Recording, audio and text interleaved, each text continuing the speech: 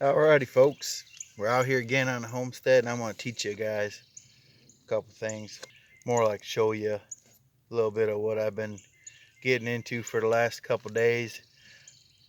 See how good you can see up here. This camera's not too great. The lighting on it kind of goes in and out a little bit. It's just the older smartphone we're using right now. Got on a little tripod. We are able to get out here and get some stuff and show you what we're doing. Alright, I'm going to adjust the camera a little bit, so bear with me. And here we go. Alright, so in the video here you can see there's a tree right there with all those branches and all that on it right there. So that tree has been out here for about a year, cut down. You'll see in the background over there looks like a bunch of trash. Not really trash, my empty feed bags from the feed I've fed my pigs the last few days. I feed them a lot of feed. I got 7 pigs. They're fat. Takes a lot of food to keep them nice and healthy. You want to take care of your animals, so that is an added expense on the homestead, so you need to consider that too. Get into a project like this and you want to have animals and stuff, you got to go ahead and get you a budget and see how many animals you can actually have, how many you can feed, and how much it's going to cost. Now you can hear my rooster in the background. I got him out here free ranging. They go in a little cage thing at night. You don't need nothing too fancy for them. They'll just kind of do their own thing. So I've been sawing some wood out here from that tree that I just pointed at. There's my saw right there. Yeah, anyways, my finger ain't going the right way, kind of backwards. But there's my saw. It's a Stihl MS290. It has a 20-inch Farm Boss barn chain on it. Attachment that I'm using, the sawmill attachment, is called the beam machine. You can get those online for about 30 bucks. It's basically that little piece of metal you're seeing right there that's green. It's a guide. You can put it on a 2x4 and it will guide you down the log to cut your wood square. Now you're not going to have perfect cuts with the beam machine, but as you can see, there's a beam that I've cut right here. I'm going to walk up here. Hopefully you can see me. Hopefully you can hear me good. I'm going to attempt to tell you a little bit of what's going on the last 2 days. Yesterday I was out here working. I didn't have really time to film. I was kind of trying to mess with my gadgets here, get it all lined right. The bolts are kind of tricky to get tightened right, so your chain doesn't hit the guide. You don't want your chain to hit the guide because then you're sharpening your chain or ruining your chain. You'll need a good saw. I guess you could do it with like a Poland Pro or something like that. That'd work all right too. You can go pick you up one of those at Walmart. They seem to work all right. I used to use them for years, and I just kind of got tired of them being a little too homeowner-ish, if you will. That saw that I got there, a lady gave to me, a job I was working. Her husband passed away. She didn't want to have his tools laying around, not getting used. So me and another guy was fortunate that she gave us Stihl chainsaws. I'll thank her. I was really, really fortunate to get that. It's an expensive saw. And somebody has stolen my other chainsaws out here. You will need a 2x4. You're gonna need a nice long 2x4. The longer the better, the straighter the better. This one's got a little imperfection to it just because it's been sitting around a little while. I did have it up there in one of my storage buildings. It was 16 feet, but it kind of bent at the end, so I cut that off. So I don't know, it's around 10, 12 feet or something. Probably longer because the beam that it's sitting on is about 8 foot long that I cut yesterday. Now, that beam that you're seeing right here is a piece of that tree that I pointed at up there that was just laying along here. I had some guys come out here and cut down a bunch of trees for me, and right behind me you can actually see the stump to the tree that I was sawing up. I'm gonna leave the stump here because I'll probably put a birdhouse up on it or something, let nature use it a little bit. And it's up off the driveway, so it's not in my way at all. Try to get you a little focused here on the things I want to show you. So there's your beam. Right under the beam is another beam. It's like a 6x6 or a little bit bigger that I cut out of the tree as well. This beam here that I was pointing at right there is the second cut off of that, I guess you say. I cut all four sides of the log off, and I had like a 6x6 or bigger beam, and I cut true 2x6 off of it. So I'll show you that.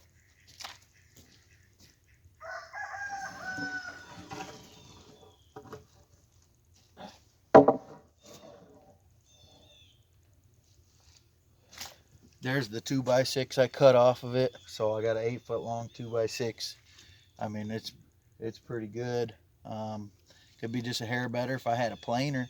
But the buildings that I'm going to be building out here and the fences that I'm going to be putting up with these animal pens and stuff, nothing has to be perfect. It can have a little wave to the board from the chainsaw or move in as you're doing the mill.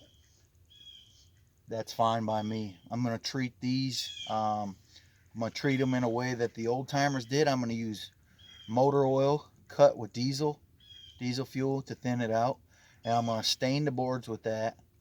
These boards, even though they're going to be on the inside of my shed, I believe is what the project I'm going to use these for, I still want them treated somehow so I don't get any kind of termites or carpenter ants or something like that eating them.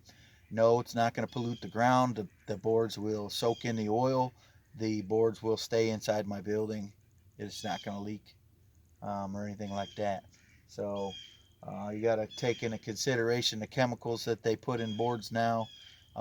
They're safer than they used to be, but a lot of the wood and stuff that's treated, you don't know quite exactly what's going in there anyway. And what you're bringing to your property, at least I'll know what I'm bringing to my property. It's not something that I'm going to put in my food. I'm not going to feed these boards to my animals, So they can be a little imperfect, and it doesn't matter. So we'll go a little bit more over with the beam machine. Pretty much you can take you a board. We're going to see if you can see that for an example. You got to make your measurements, mark on the board or your log. You're going to take your long 2x4. That's hopefully longer than your piece of wood that you're cutting. You're going to position the board on the board you've already cut or the log you're using. You'll position the board where you want. You'll put like 2 or 3 nails in that board, or screws. Screws are easier. I just ran out of screws, so I've been using nails.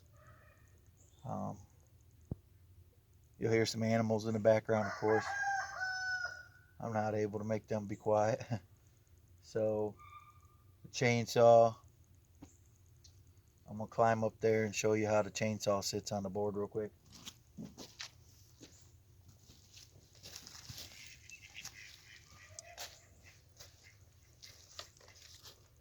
Here's the chainsaw.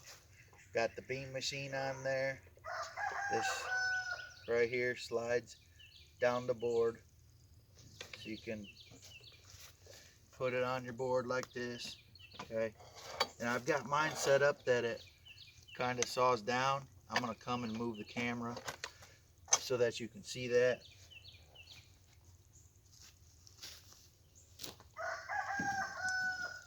If I were to adjust it a little different on the bar there, I could get a different position out of it. So there's my saw with the beam machine on it. There's nothing fancy about this.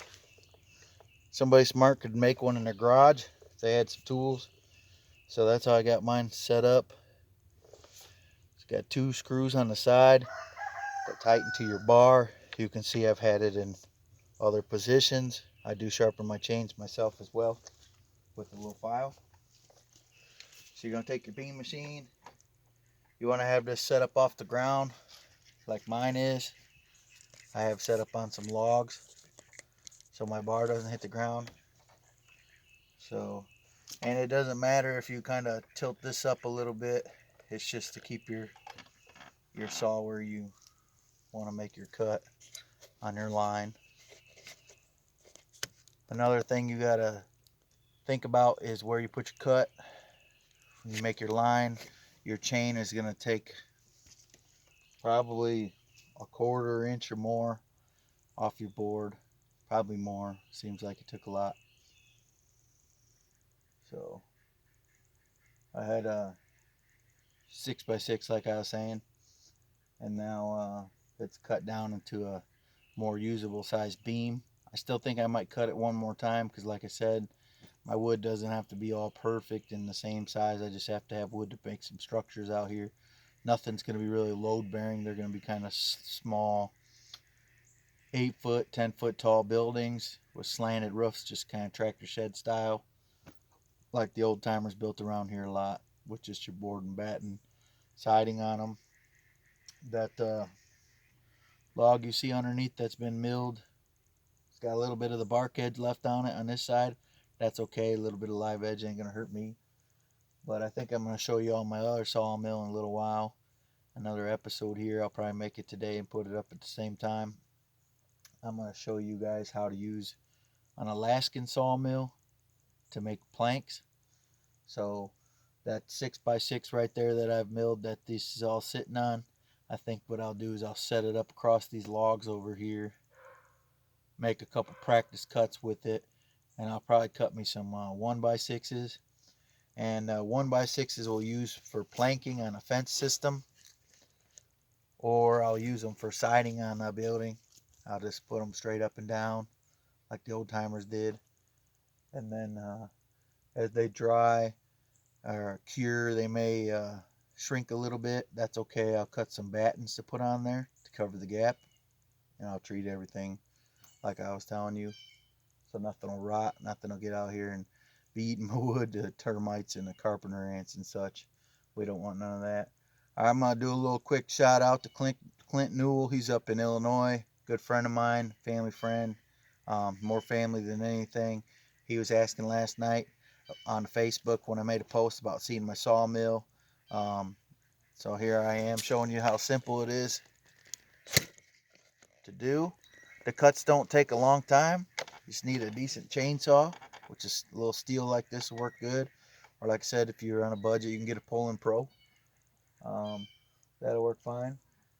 You need a big Allen wrench to adjust the side there on your mill. Tape measure. Probably get you a couple nails or screws. Screws would be better because you just take them out with the drill instead of beating the board off and straightening your nails and put them back in there. But for today, we're going to be straightening nails, putting them in there. My whole operation right here is down closer to the road. Like I've told you in all my previous videos, I'll kind of go on and on and on just so new people, they kind of know where I'm at. So if they hear a car go by, this is a really nice part of my property, and we like it down here. It's got good views, and you'll probably hear my dogs in the background. I got a couple hunting dogs up here.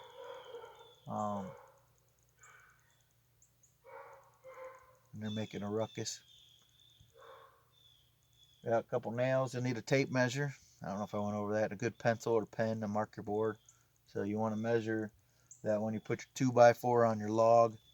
Once you make your first cut to make it flat and you flip it, if you're going to make a board like I did, like the 2x6, you want to make sure you make your measurements to move your sawmills, so your board, so that your blade hits right where you want it on the board to make the dimensions that you want.